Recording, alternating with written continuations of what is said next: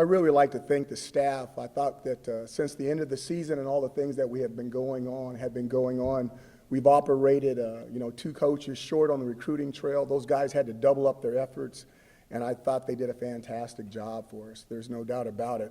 We really like the way the class finished, and we'll see where we're going to go from here. Opening it up for questions.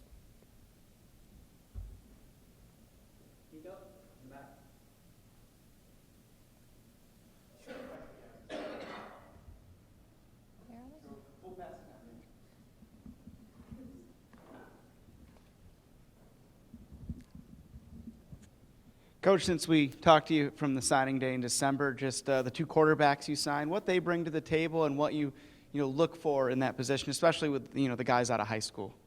We did a really long, thorough search across the nation. We really wanted to make sure that we felt that whoever we signed there had some of the physical abilities to help us. And we couldn't be more excited about the two young men that we got. They both have fabulous height.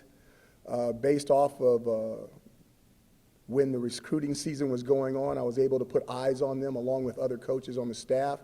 And we really feel like we've got 2 quality guys, even though from a star standpoint, in the beginning they may have not matched what people feel their criteria was. But from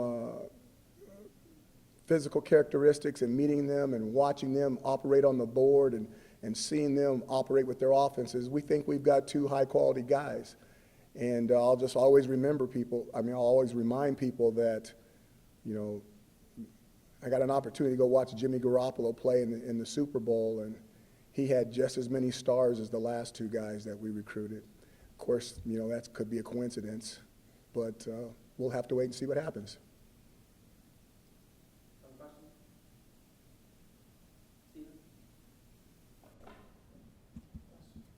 Hey, Dino, this is the first time we've gotten to talk to you since you hired Sterling Gilbert. I'm curious what you think he brings to your room and, maybe comparing some of the issues you went through offensively last year with, I don't know if you think he could have helped with those or help with personnel deficiencies in the future. It's really fortunate to get Sterling back. He is someone that I ID'd in the beginning when he was a high school coach in Texas. And people would like to think that we're a lot alike, which means that we're going to get along really well together. It's really exactly the opposite. We're really different, but I know exactly where he's coming from, and he knows exactly where I'm coming from, and it's a give and take relationship, and I think it really, really fits.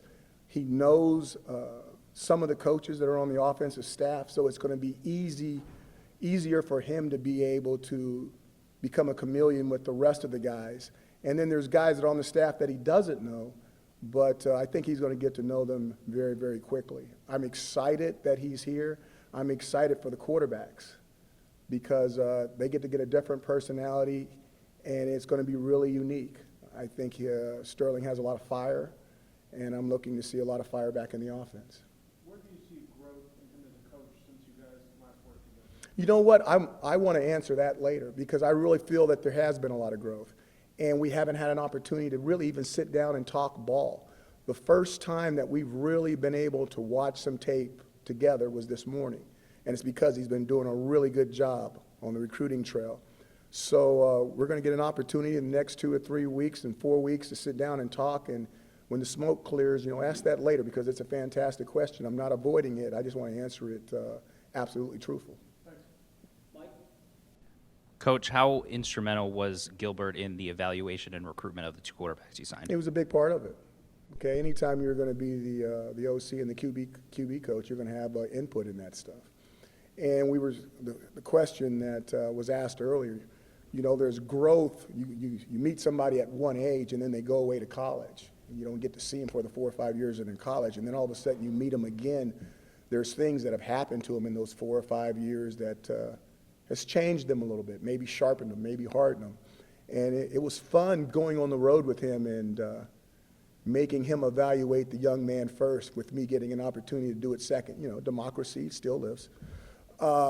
And hearing how right on he was, how he saw it the way I saw it. And that gave me a lot of confidence and made me feel really good about the situation. Coach, reports are out there indicating Tony White has been hired as your new defensive coordinator. Can you confirm that? I cannot confirm nor deny that statement. We're going to have to let due process, I think that's the correct term, go through its course, and then I'll have to pick it up at a later date. Names aside, it seems the 3-3-5 defense is come into focus, maybe a direction you're going in. What is it about that approach that you think fits at Syracuse? It's different. It's unique. And I think it's aggressive. And in being here, the years that I've been here, it seems like the community, the fan base really appreciates aggressiveness on the defensive side of the ball. And I think that style might be able to deliver exactly what the fans and the student body wants. Now, that doesn't mean it's going to be successful. Okay, we still have a lot of work to do, but I am ready to go down that road. I'm ready to embrace that. I would like to have something that's unique and different from a defense and an offensive standpoint, and that includes special teams. You know, if I'm not, I could be mistaken. Where's the analytics at? Somebody help me. But I would like to think that we've tried as many onside kicks as anybody in the times I've been here as a head coach, whether it's been obvious or unobvious. And we want to be aggressive on all three phases, and we want to try to win games instead of playing them not to lose them. This is our first chance to talk to you since we heard the news, of course, about Coach Arnett. What are the lessons that come through that process, and what was your reaction to how that went down? You know, my biggest thing is I'm going to handle this question the way I would handle, you know, recruits that don't come to school here. You know, he doesn't work here. He's not one of my guys. So it's really not fair for me to comment about it. Other questions? Nico?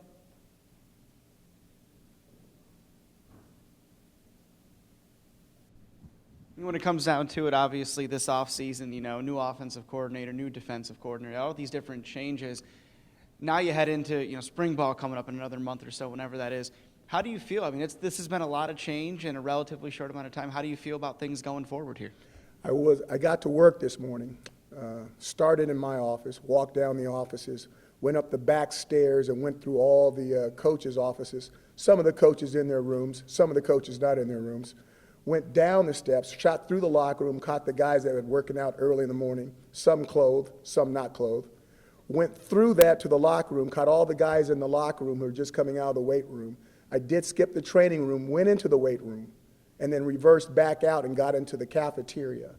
And I'm excited that recruiting is over and I can get back with the La Familia, the Ohana, this family that really, really matters, okay, who's changed their bodies.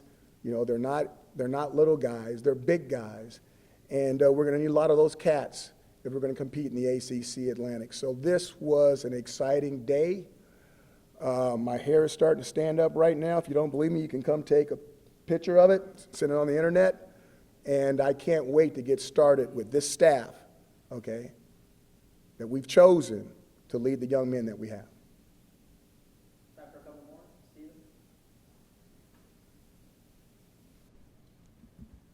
Steven? It's been a busy time since we last spoke with you. Almost forget Tristan Jackson declared for the NFL. What was kind of your reaction to that, and how hard is he going to be to replace given what you guys have? You know,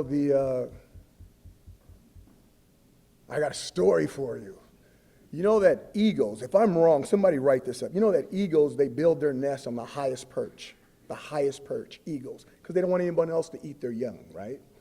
And then they come and they feed their youngs, and they're strengthening their wings and they feed them.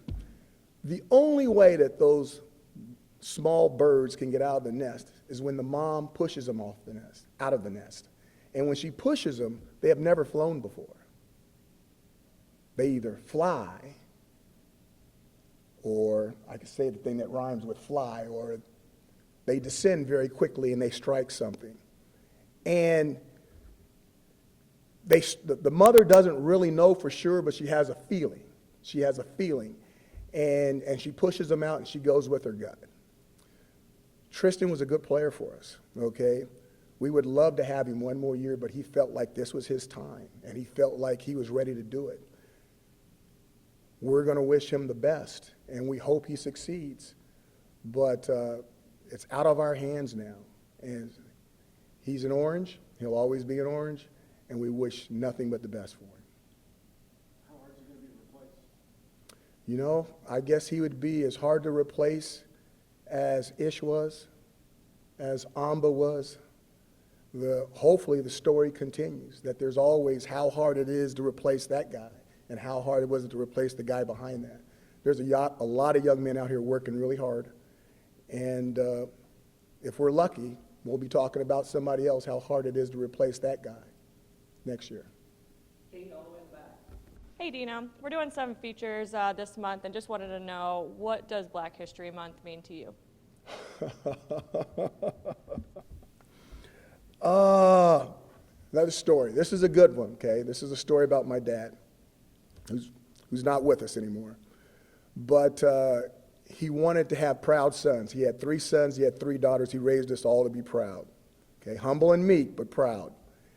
And he always told me, he sat me down one day and he says, you know what? You can be whatever you want. You can be whatever you want to be. You work really hard at it. And then he ended it with one statement. He stopped and he says, wait a minute. You can be whatever you want to be. Now, you got to understand, this is in the 60s now. You can be whatever you want to be, but don't put your heart on being the president, because you'll never be the president of the United States. And my thought is, if he wouldn't have told me that, that could have been my guy. I could have been that guy instead of Barack. But Black History Month, I think that it's one of those months where it's nice that they have something like that, but everybody should have a month like that. You need to be proud to be an American. We live in the best country in the world. Even when we're not totally right, we're still a lot better than all the rest. So that's the way I look at it. Time for a couple more, Brent?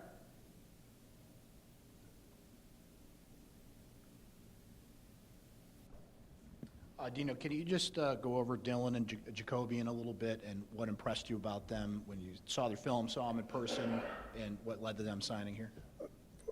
I thought they were really, really good on the board. You know, from an intellect standpoint, there's one thing to be able to physically do something. There's another thing to be able to handle the mental aptitude that you need to have with the position.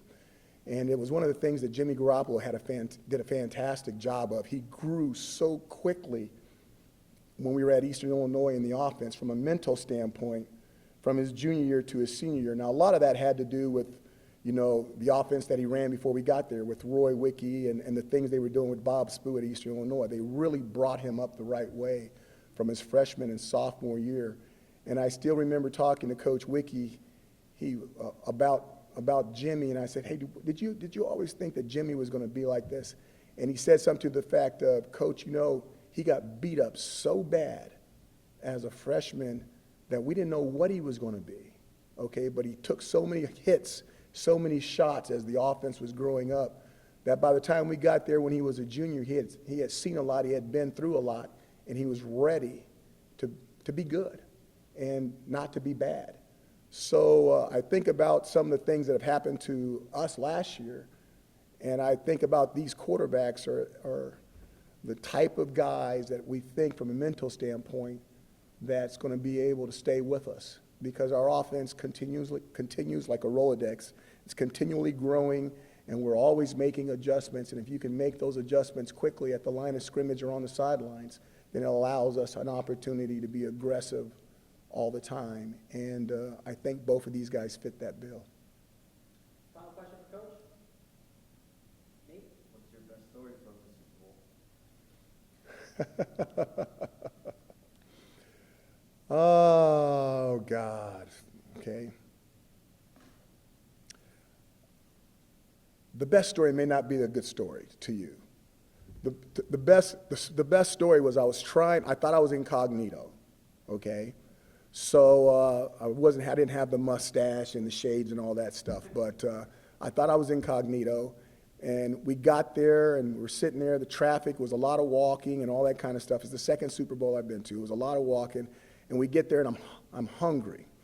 And I said, you know what, I'm going to go down and get me something to eat. So I go down to get me something to eat, and one of the people that is serving the food recognizes me. And, you know, I'm trying not to look over there, and they're talking, and I'm like, yeah, okay, da, da, da. So finally, I'm just trying to get out of there because, are you the coach? Are you a coach? Are you a college coach? I'm going, yeah. So I'll, da, da, da, da, da. I get something, go to my seat, I get hungry again, I come back. And by the time I come back, the guy had figured out who I was, had everybody, I'm not going to say everybody, but basically it was kind of embarrassing. But I had to buy something, and then I left him a really big tip because he figured out who I was because everybody was talking and all that kind of stuff. But when you're at a Super Bowl, you can get lost really easy. There's a lot of big wigs walking around, a lot of actors, a lot of famous people, and except for that one food guy that was giving me fries and a chicken sandwich, it was really cool to be invisible for a while and just watch a good game. Jimmy had given Coach Wicke and Sterling and I fantastic seats. We were up really high, but we were right smack like on the 50. And it was like Coach Gilbert was telling me, Coach Wicke was telling me, it's like we were sitting there watching game tape because the view was so awesome. And to watch that game and for 3 quarters go the way it went, and then to watch what happened in the 4th quarter, it was kind of sad from a Jimmy standpoint, but I've got guys on both sides. I mean, I've got 2 Bowling Green guys that are on the practice squads with the Chiefs, and they had an opportunity to take pictures with the trophy. So we were well represented, and hats off to the Kansas City Chiefs. They did a fantastic job, and I'm sure the 49ers will be back again. So it was a good experience, and you guys should go if you've never been one. A lot of crowd, a lot of walking, but something that you'll never forget. First one I went to was this is how old I am. The first one I went to was 1987. It was in San Diego, California. It was John Elway and the Denver Broncos versus Doug Williams and the Washington Redskins.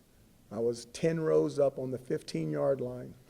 The special teams coordinator from the University of Illinois, Bob Ligashevsky, dad or his uncle had gotten tickets because he used to be a scout with the Steelers. And he came down to visit me, and for a week I paid for all his food and all his lodging, and I got a ticket out of it. We sat in those seats, the best seats, those fabulous seats. John Elway came down and scored the very first touchdown right there in that end zone. We're on the 10, 15-yard line. They scored right there. The Broncos are up 7-0, and we're excited. This is big time. We're in San Diego, short sleeve shirts, cutoffs. Let's go. And then it turned into the highest scoring Super Bowl at that time in the history of the Super Bowl, and every single touchdown after that was scored 85 yards away in the other end zone.